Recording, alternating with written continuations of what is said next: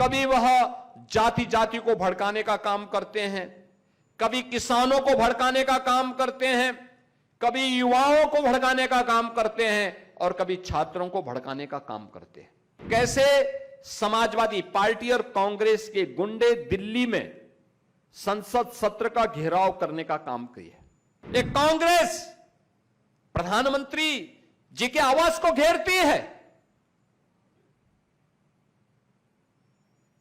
उनकी सुरक्षा में सेंध लगाने का बेशर्मी से प्रयास दुस्साहस करती है। आज उत्तर प्रदेश माफिया मुक्त है, गुंडा मुक्त है, अपराधियों से मुक्त है, उपद्रव से मुक्त है, कर्फ्यू से मुक्त है। इस समाजवादी पार्टी को कैसे स्वीकार्य हो सकता है?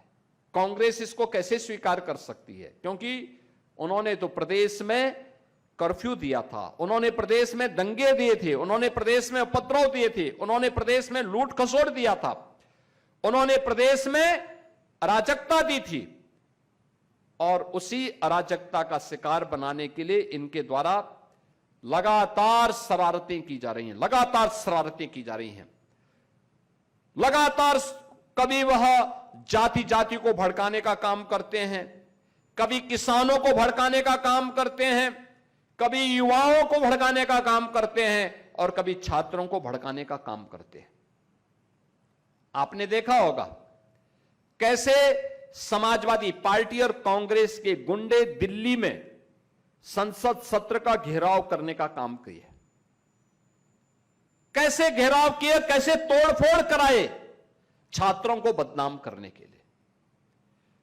आपको याद होगा सिटीजनशिप अमेंडमेंट एक्ट के दौरान भी जब प्रधानमंत्री मोदी जी और माननीय गृह मंत्री श्री अमित शाह जी ने देश के अंदर सिटीजनशिप अमेंडमेंट एक्ट यानी नागरिकता अधिनियम का कानून पास किया और इस कानून के तहत था कि अफगानिस्तान, पाकिस्तान, बांग्लादेश, म्यांमार से कोई भी हिंदू, सिख, बौद्ध, जैन अगर भारत के अंदर आया है, 5 साल पहले आ चुका है, तो उसको भारत की नागरिकता दी जाएगी, भारत के अंदर सम्मानजनक ढंग से उसको बसने की सुविधा दी जाएगी।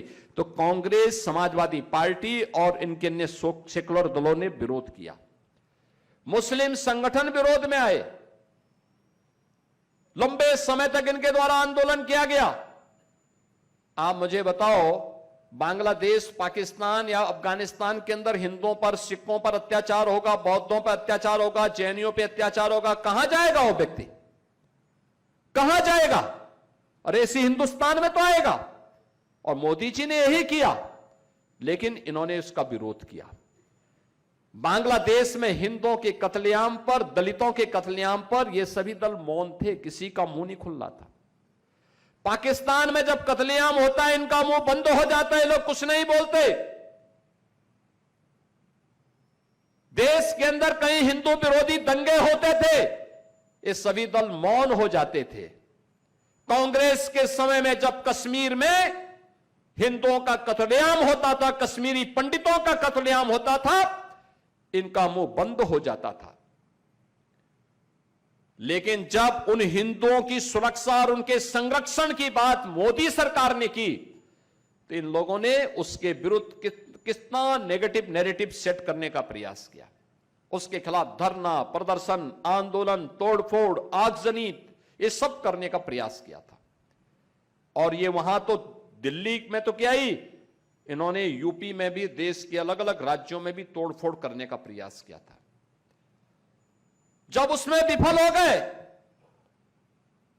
उसके बाद इन्होंने किसानों को भड़काना शुरू किया, किसानों को भड़काना शुरू किया। किसानों का आंदोलन पंजाब से, हरियाणा से लोगों को बहका बहका करके लाते थे, भड़काते थे।